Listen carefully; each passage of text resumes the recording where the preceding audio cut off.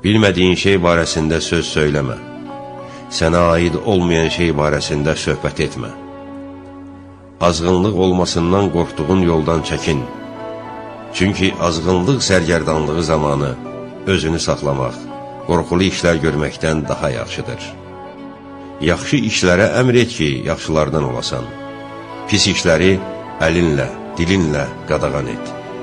Öz səy və təlaşınla onları yerinə yetirən kəsdən ayrıl.